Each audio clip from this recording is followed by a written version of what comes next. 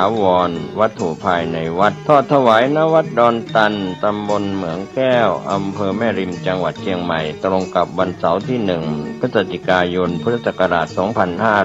2568 ช่วงเช้า 9:39 นาทีเป็นต้นไปก็ขอเชิญชวนศรัทธานักศีลนักบุญทั้งหลายร่วมงานบุญทอดผ้าป่าสามัคคีครั้งนี้เพื่อบูรณะวิหารปูพื้นกระเบื้องไวนิลรวมไปถึงทำโครงเหล็กป้องกันนกรอบวิหารราดพื้นเททรายร้างหน้าวิหารราวบันไดเหล็กสแตนเลสทาสีรอบวิหารเปลี่ยนระบบไฟฟ้าปรับปรุงทัศนียภาพวิหารบูรณะปฏิสังขรณ์ถาวรวัตถุภายในวัดดอนตันตำบลเหมืองแก้วอำเภอแม่ริมจังหวัดเชียงใหม่เสาร์ที่1 พฤศจิกายน 2568 นี้เชิญท่านร่วมงานร่วมบุญร่วมบริจาคได้บุญได้กุศลโดยทั่วหน้ากัน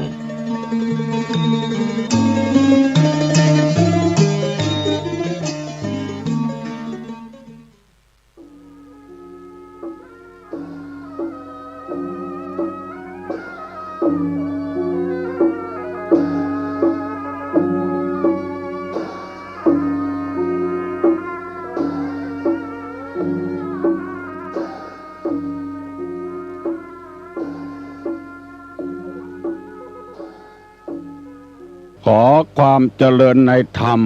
และความผาสุกทางใจจงได้มาบังเกิดมีกับท่านสาธุชนคนดี ผู้เจริญอยู่ในศีลผู้กินอยู่ในธรรมทุกท่านพร้อมกันนี้ขอยกมือ10 นิ้วกราบอาราธนาเอากุลพระแก้วเจ้าทั้ง3บุญศีลบุญทานที่ท่านผู้ฟังทุกคนได้กระทำปั้มเป่งมาคุณพ่อคุณแม่คุณครูบาอาจารย์ผู้ประสิทธิ์ประสาทวิชาความรู้เสื้อบ้านเสื้อเมืองเสื้อวัดเสื้อวาพระสยามเทวาธิราชสิ่งศักดิ์สิทธิ์ทั้งหลายอันมีพระบรมธาตุเจ้าดอยสุเทพจังหวัดเชียงใหม่พระธาตุเจ้าหริพุนชัยจังหวัดลำพูนพระธาตุเจ้าลำปางหลวงจังหวัดลำปางพระธาตุเจ้าจ้อแฮจังหวัดแพร่พระธาตุเจ้าจังหวัดน่านพระธาตุเจ้าดอยตุงจังหวัดเชียงรายพระเจ้าตนหลวงจังหวัดพะเยาและพระธาตุเจ้าดอยกองมูจังหวัดแม่ฮ่องสอนและครูบาเจ้าศรีวิจัยนักบุญแห่งล้านนาไทยเป็นต้นขอยกมือ10 นิ้วกราบอาราธนาและเชิญชวนมาปกปักรักษาท่านทั้งหลายที่รับฟังรายการเมื่อเจ้าวันนี้ทุกท่านขอให้ทุกคนมีความสุขกายสุขใจเจริญไปโดยอายุวันนะสุขภละทุกท่านนานแสนนานก่อนที่จะได้ดำเนินรายการต่อไปนี้ขอเชิญชวนท่านผู้ฟังทั้งหลายไหว้พระเพื่อให้เกิดความเป็นสิริมงคลกับกายกับใจกับครอบครัวกับสิ่งแวดล้อมกับการงานต่างๆเป็นต้นว่าทำมาค้าขายเดินทางงานราชการบ้านเมืองขับรถขับลาอยู่บนถนนขอเชิญท่านทั้งหลายพนมมือขึ้นพร้อมกันและวาดตยกันอะระหังสัมมาสัมพุทโธภควาพุทธังภควันตังอภิวาเทมิกราบสวากขาโตภควตาธัมโมธัมมังนัมมัสสามิกราบสุปฏิปันโนภควโตสาวกสังโฆสังฆังนะมามิกราบหันทมยังพุทธัสสะภควโตบุพภาคณะมะกะลังกะโลมะเส นะโมตัสสะภะคะวะโตอะระหะโตสัมมาสัมพุทธัสสะนะโมตัสสะภะคะวะโตอะระหะโตสัมมาสัมพุทธัสสะนะโมตัสสะภะคะวะโตอะระหะโตสัมมาสัมพุทธัสสะพุทธังสรณังกัจฉามิธัมมังสรณังกัจฉามิสังฆังสรณังกัจฉามิตุติยัมปิพุทธังสรณังกัจฉามิตุติยัมปิธัมมังสรณังกัจฉามิตุติยัมปิสังฆังสรณังกัจฉามิตติยัมปิพุทธังสรณังกัจฉามิตติยัมปิธัมมังสรณังกัจฉามิตติยัมปิสังฆังสรณังกัจฉามิอิติปิโสภะคะวะอะระหังสัมมาสัมพุทโธวิชชาจารณะสัมปันโนสุขโตโลกาวิทูอนุตตโลปุริสะธัมมสาละติสัทธาเทวะมนุสสานังพุทโธภควาติสวากขาโตภควตาธัมโมสันติติโกอากาลิโกเอหิปัสสิโกโอปนะยิโกปัจจัตตังเวทิตโพวินโยหิติสุปฏิปันโนภะคะวะโตสาวกสังโฆอุจุปฏิปันโนภะคะวะโตสาวกสังโฆ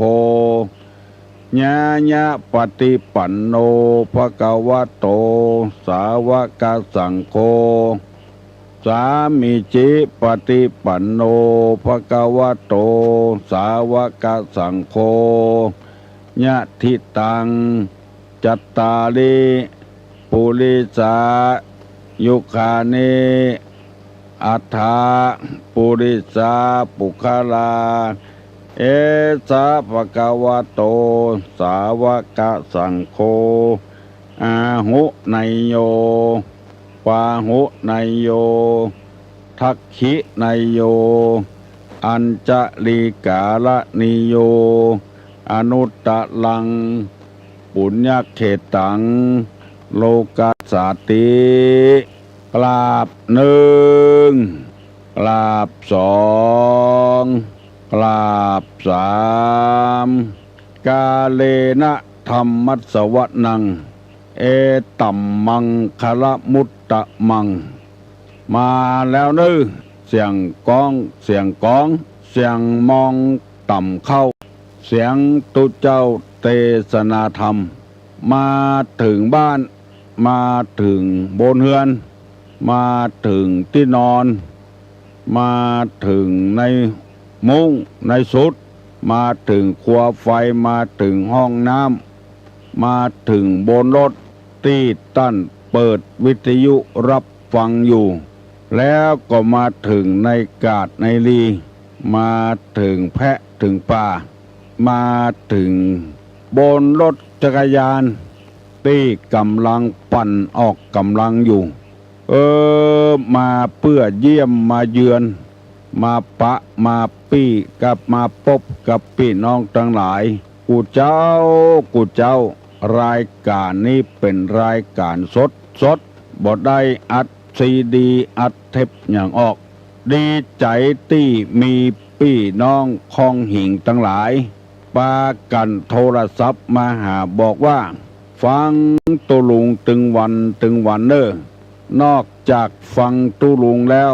ฟังท่านมหาฟังท่านด็อกเตอร์ฟังครูบาอาจารย์พระเจ้าพระสงฆ์ที่ออกวิทยุสถานีพระพุทธศาสนา FM 96 หลายบ้านหลายเมืองปากันบอกว่าฟังธรรมะแล้วมันซึ้งอกซึ้งใจเข้าใจดีแล้วนำไปปฏิบัติได้ง่ายตุลุงจะย้ำตึงวันว่าอาหารที่เฮากินเข้าไปตึงวันนี้มันบำรุงร่างกายได้กินตึงวันกูคาบเข้าบะเดียวซ้ำเข้าคืนแถมตามสถานที่ต่างๆขายอาหารบำรุงร่างกายกันคืนห้องเมื่อวันก็มีแถมตลอด24 ชั่วโมงอาหารยังมีการแสลงพ้องกินแล้วทำให้เจ็บท้องปวดท้องก็มีมึนหัวหน้ามืดตาลายสวิงสวายก็มีแล้วเป็นเหตุให้อวัยวะต่างๆในร่างกายที่มันต่อต้านกันมันแอนตี้กันทำให้ร่างกายเสื่อมโทรมก็มีแต่แล้วตกลงว่ามีให้กินตลอด24 ชั่วโมงเครื่องประดับประดาให้ความสุขทางกายก็มีทุกสิ่งทุกอย่างที่บรรเทาความพักผ่อนหลับนอนเป็นหอเป็นเฮือนก็มีคือความสุขทางกายอย่างอุดมสมบูรณ์2อาหารที่จะบำรุงมันสมองคือวิชาความรู้ต่างๆเพิ่มเติมสติปัญญาก็มีโรงเรียนวิทยุโทรทัศน์และหนังสือพิมพ์ต่างๆอันนี้เป็นสื่อทำให้เฮาเกิดความรู้ขึ้นแถมหนังสือแจกหนังสือขายมีจำนวนมากความรู้นี้ป้อนเข้ามันสมองหมดเก็บไว้ในคอมพิวเตอร์เมื่อถึงเวลาใจก็ใจได้สบายแต่ธรรมะนี้เป็นอาหารทางจิตทางใจบาล่ำจะได้ฟังเป็นแต่เป็นว่าบางทีก็ได้ฟังแต่บ่ได้เอามาบำรุงใจฟังให้มันผ่านหูไปเหียแล้วก็ว่าม่วนถ้าตั้งอกตั้งใจฟังแล้วเป็นอาหารตั้งจิตตั้งใจได้อย่างดีซึ่งจะหาได้ยากเป็นอย่างยิ่งสถานีวิทยุเกิดขึ้นในบ้านเฮาเมืองเฮานับจนพอบ่ถ้วนแต่ว่าสถานีวิทยุที่จะประกาศศีล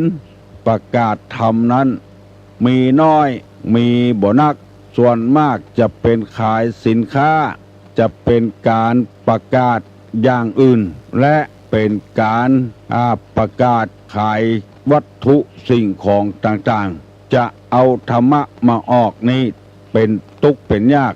บางทีต้องมีสตางค์ไปเจ้าเวลาสถานีวิทยุสถานีโทรทัศน์แต่ว่าสถานีวิทยุพระพุทธศาสนาเป็นสถานีวิทยุเสรีบ่มีการเจ้าสถานีออกอากาศด้วยพลังศรัทธาบ่มีไผคิดเอาเงินเอาทองบ่ว่าตุเจ้าตนใดมหาตนใดท่านอาจารย์องค์ใดออกโดยแรงศรัทธาแล้วปรากฏว่ามีคนฟังจำนวนน้อยอยู่ยังบ่นักหนาปาปานต่อใดเพราะฉะนั้นจึงใคร่ขอเชิญชวนมวลท่านพุทธบริษัททั้งหลายฟังธรรมะแล้วบ่เป็นพิษบ่เป็นภัยอย่างกับไผมีกัดสร้างกับสร้างดีกับดีอยู่ตลอดเวลาจึงขอเชิญชวนมวลญาติโยมทั้งหลายได้สละเวลาฟังธรรมะในทางพระพุทธศาสนานอกจากบ่เป็นพิษเป็นภัยกับไผแล้วยังเป็นการสร้างสรรค์ยังเป็นการทำให้คนเฮานี้ปรับปรุงจิตใจให้คนได้เป็นคนอยู่ตลอดเวลาสิ่งอื่นสิ่งไก่นั้นยังทำให้คนเสียผู้เสียคนวิชาความรู้ต่างๆ ดังที่เฮาจะได้ยินกันมาเอาวิชาต่างๆมาสอนให้ละเอกละอ่อนแล้วละเอกละอ่อนก็มีใจฮึกเหิมปากันทำลายวัฒนธรรมประเพณีอันดีอันงามแต่วิชาธรรมะนี้เพิ่มพูนขึ้นสร้างสรรค์ให้มันดีขึ้นดังที่เคยออกอากาศตลอดเวลาว่าความเจริญรุ่งเรืองนี้มันบหันทางตามันเป็นความเจริญรุ่งเรืองทางจิตทางใจทำให้คนได้เป็นคนมีความรู้มีความเข้าใจและอยู่ดีมีสุขยิ่งขึ้นหันว่าครอบครัวบางครอบครัวเคยแตกเคยแยกกันเคยผิดร้องคองเถียงกันมาบัดเดี๋ยวนี้เป็นครอบครัวที่อบอุ่นมีความสุขบานหวานใจขึ้นดังนี้เป็นต้นการเกิดมาเป็นคนในวิถีของพระพุทธศาสนานี้เต็มไปด้วยความทุกข์ทั้งนั้นเพราะฉะนั้นเมื่อถึงเวลานั้นก็ยอมทนเอามันหลีกเลี่ยงบ่ได้พระพุทธเจ้าของเฮาจึงพยายามหลีกเลี่ยงจากทุกข์เหล่านั้นบ่มีทุกข์อันใดมาเบาะมาหอมพระพุทธเจ้าเลยมีแต่ความสุขพระองค์จึงเทศอันใดก็ให้คนได้มีความสุขขอให้ได้ปฏิบัติตามหลักของธรรมชาติจะเกิดความสุขขึ้นเช่นการดื่มสุราสูบบุหรี่ยาเสพติดต่างๆมันนำแต่ความทุกข์มาขึ้นกับคนเพราะฉะนั้นในทางพระพุทธศาสนาจึงบอกว่าถ้างดเว้นได้ก็งดเว้นเหียถ้างดเว้นบ่ได้ก็พยายามผ่อนเบาบางลงไปท่านทั้งหลายจะหันว่าศีลห้าก็ดีศีลแปดก็ดีในพระพุทธศาสนานี้บ่ได้ห้ามเด็ดขาดเพราะว่าการห้ามคนนี่มันเป็นเรื่องยากเหมือนกับห้ามอย่างอื่นทำไมจึงบ่ห้ามพระพุทธเจ้าเพิ่นบอกว่าให้งดเว้นอันคำว่างดเว้นกับห้ามนี่มันบ่เหมือนกันเช่นงดเว้นจากการดื่มสุราและเมลัยเฮางดได้เฮาก็งดไปเหียเฮางดเว้นได้ก็เว้นไปเหียเพื่อจะทำให้ครอบครัวได้มีความสุขอยู่กับกันบ่เกิดความทุกข์ยากเพราะว่าสุรานี่มันทำให้คนได้ประมาทขับรถขับราก็ประมาทสินทรัพย์สมบัติจะเป็นแสนบ่ได้รู้บ่ได้พังมีสติควบคุมอยู่เสมอถ้าดื่มเข้าไปมันนักหนาปาป้านขึ้นไปลดกันเหยียบหลายแสนเป็นล้านก็มีมันต้องสูญเสียไปตามนั้นมันหาสาระหาประโยชน์บ่ได้ดังนี้เป็นต้นตุรงได้นำเอากรรมวัตทุกมาเสนอทุก10ประการที่นักปราชญ์บัณฑิตเปิ้นได้จารึกบันทึกไว้ซึ่งทุกคนจะหลีกเลี่ยงบ่ได้สัพพะเชื้อใดเชื้อหนึ่งภัยคนใดคนหนึ่งพัดภาคจากไปทรัพย์สมบัติที่หิหามาได้มีคนลักเอาไปขโมยเอาไปบางทีเฝ้าอยู่หันแต่มีคนไปจี้ไปขโมยเอาไปเช่นร้านทองเป็นสิ่งที่เจ้าของห่วงแหนมากเพราะลงทุนลงแหงมามีคนไปจี้ไปปล้นเอาเป็นต้นอันนี้คือความโศกเศร้าเสียใจเสียดายของข้อที่3ว่านิพพัทธทุกข์ทุกข์เนืองนิดฮ้อนกาหนาวกาปวดอุจจาระปวดปัสสาวะนี่มันเป็นทุกข์เนืองนิดซึ่งบางคนนี่หลายคนบ่รู้สึกว่าเป็นทุกข์พอมันเป็นทุกข์แต่นี่จะรู้ว่าเป็นทุกข์ที่กรรมที่เขาว่าทุกข์เกิบคบตินทุกข์จิ้นขำเขี้ยวทุกข์ไข้เยี่ยวในรถทุกข์เพราะตดไข้ตดกลางหมู่ หมู่นี้เป็นทุกข์ทั้งนั้น เมื่อมันบ่เกิดขึ้นเฮาก็บ่ฮู้พอเกิดขึ้นมาก็ฮู้ว่านี่เป็นนิพัทธทุกข์ทุกข์หนึ่งนิดพยาธิทุกข์ทุกข์เพราะเป็นพยาธิโรคาต่างๆเป็นฝีมาอากสองกองเป็นตาหมอคอบมามองข้อเป็นตาตอและหัวเมาเป็นโปรมเศร้าและฝีมาอากเป็นปากบาดหลายรูเป็นบาหมูหมู่นี้เป็นพยาธิทั้งนั้นมันหลีกเลี่ยงบ่ได้สุดแล้วแต่โรคนั้นจะเข้าไปถึงไผโรคเบาหวานก็มีโรคความดันก็มีโรคไตก็มีโรคตับแข็งก็มีโรคถุงลมโป่งก็มีเจ็บหัวมัวตาสารพัดอย่าง108,900อันนี้เรียกว่าพยาธิทุกข์ทุกข์พยาธิข้อที่5สันตาปทุกข์ทุกข์เพราะความร้อนรุ่มหรือทุกข์ร้อนได้แก่ความกระวนกระวายใจต่างๆนัดไผแล้วบ่มาก็ดีอย่างก็ดีไฟกิเลสราคะโทสะเผาจะรอดเวลายามเปิ้นหากินกันบ่หาเอาไปนอนยามเปิ้นนอนหลับเมื่อค่ำเมื่อคืนไปย่องไปเบาไปลักไปจกของเปิ้นอันนี้เรียกว่าสันตาปทุกข์ได้แก่ความกระวนกระวายกิเลสมันเผาตลอดเวลาข้อที่6วิปากกทุกข์ทุกข์เพราะคนกรรมที่ได้กระทำไว้บ่มีเมียใครได้เมียพอมีเมียแล้วคัดใจกันบ่ทุกข์บ่โล่งกันก็เกิดเป็นความทุกข์อันนี้ขอฮ้องว่ามันร้อนดุมมันเผาอยู่ตลอดเวลาและก็เป็นวิบากผลกรรมที่เขาทำมาข้อที่7สหคตทุกข์ทุกข์กรรมกับกันเป็นเพื่อนเป็นฝูงกันเนื่องมาจากวิบูลย์ปูนผลข้อที่8อาหารระปริเยทิทุกข์ทุกข์เพราะว่าการเสาะว่าหากินบอกว่าคนบอกว่าสัตว์ฝนตกฟ้าห้องก็ต้องบุญไปจนได้จนเป็นถ้าบ่ไปก็บ่ได้กินก่อนกินมาแล้วเกิดโรคภัยไข้เจ็บทำแล้วก็ข้อที่9วิวาทะมุรทุกข์มุรกะทุกข์ได้แก่มีทะเลาะวิวาทกันหัวก้านพ่องกลัวความวิตกกังวลต่างๆสารพัดอย่างสู้คดีกันรบราฆ่าฟันกันหมู่นี้เป็นต้นอันนี้มาจากการทะเลาะวิวาทวันนี้จะได้นำเอาคำว่าทุกขขันธ์คือทุกรวมยอดหมายเอาสังขารคือที่รวมของเบญจขันธ์เป็นที่มาอันนี้หมายความว่าทุกรวมยอดมันเกิดขึ้นจากคนเกิดจากขันธ์ทั้ง5เวทนาสัญญาสังขารวิญญาณรูปเมื่อมันมากระทบทางตา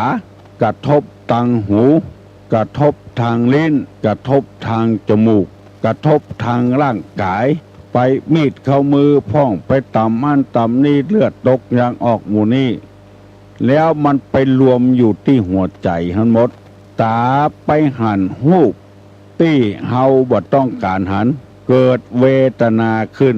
ถ้าหันของดีก็เกิดความสุขเรียกว่าสุขเวทนาถ้าไปหันของที่เฮาบ่ต้องการก็เกิดความทุกข์ขึ้นมาเรียกว่าทุกขเวทนาตกลงว่าเป็นความทุกข์ทั้งนั้นหูถ้าไปได้ยินเสียงของม่วนไพเราะจับใจนิมนต์ฟังตุเจ้าเทศนาธรรมม่วนอกม่วนใจม่วนที่หูก่อนแล้วก็เข้าถึงจิตถึงใจโอ้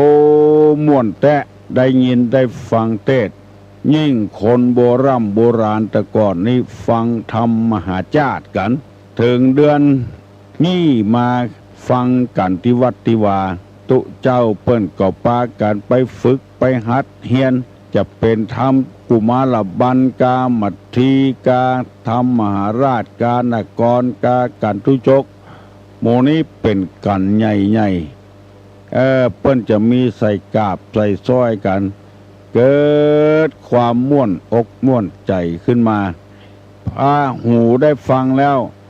มันบัดใจม่วนที่หู มันไปม่วนที่ใจปุ้นฟังตุเจ้าเทศในวิทยุก็มันบัดใจม่วนที่หูพอได้ยินบ่ได้หูนี่เพียงแต่รับรู้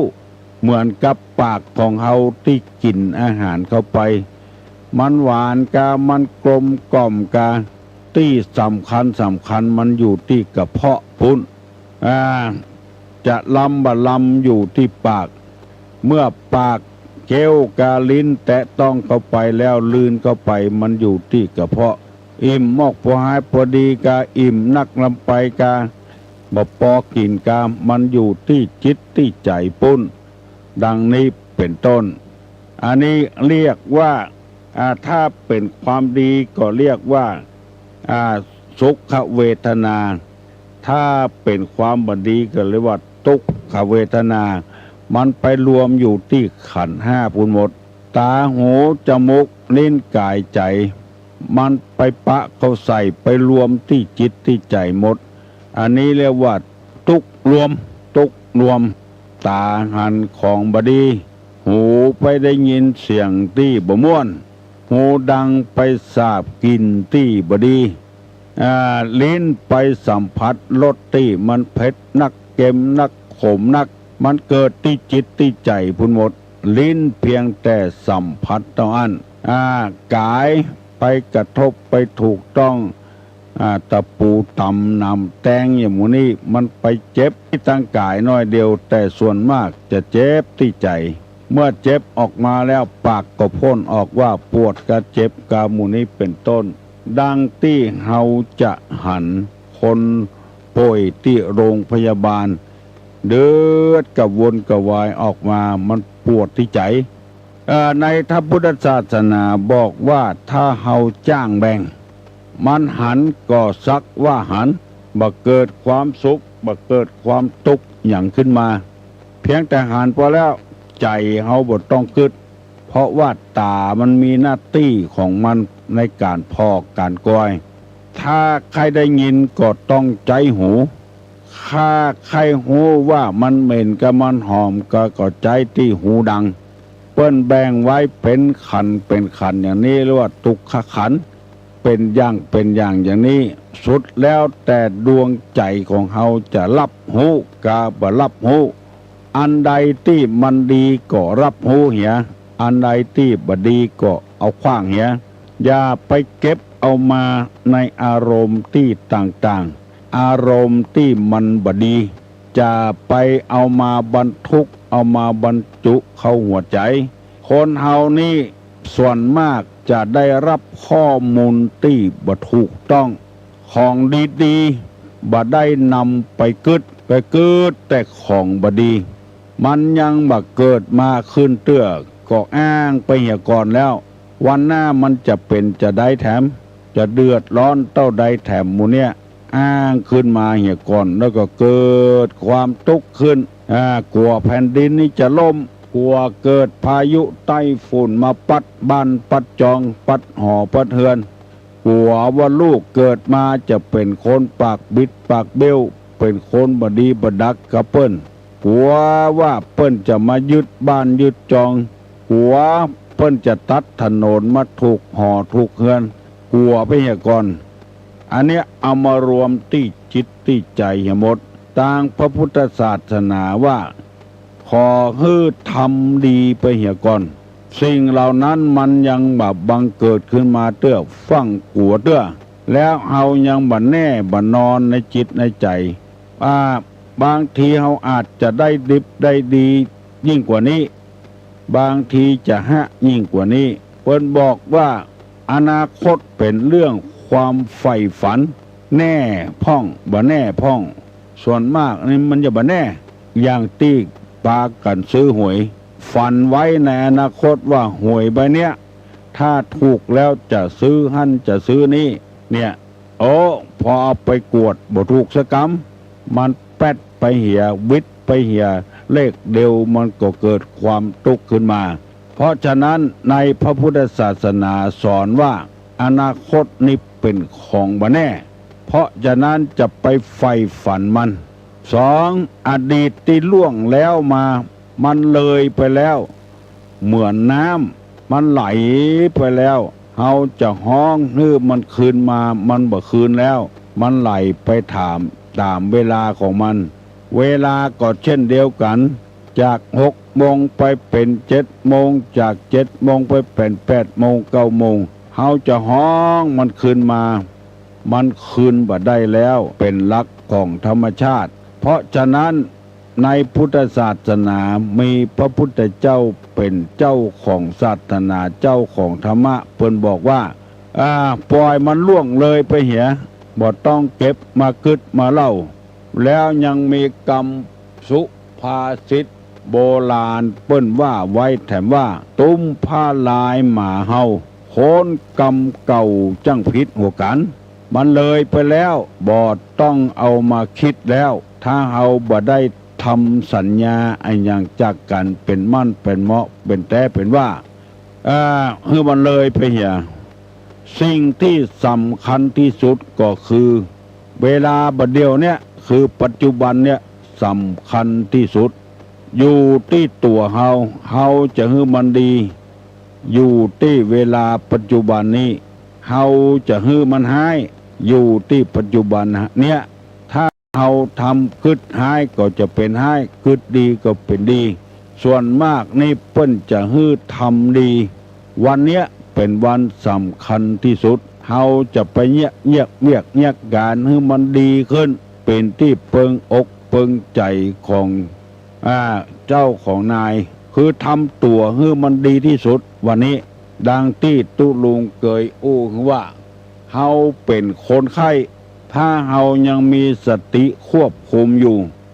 ก็ให้เตือนตลอดเวลาว่าวันเนี้ยเฮาจะเป็นคนป่วยที่ดีของหมอของพยาบาลของแพทย์เฮาจะบ่ด่าบ่ว่าอย่างฮื้อเปิ้นหมู่นี้เป็นต้นวันเนี้ยดีที่สุดมากินเหล้าบ่กินยาขับรถขับรางเอาเหี่ยวันเนี้ยจะย่างจมย่างแซมย่างการย่างงานตัดสินใจไปเลย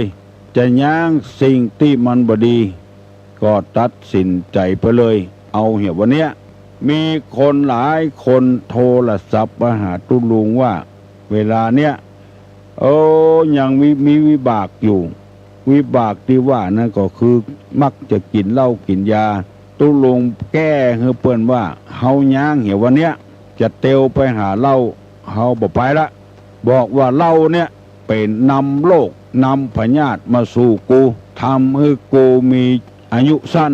แทนที่จะตาย60ไปตาย40-50 ปีเพราะเหล้าไปเผาตับไปเผา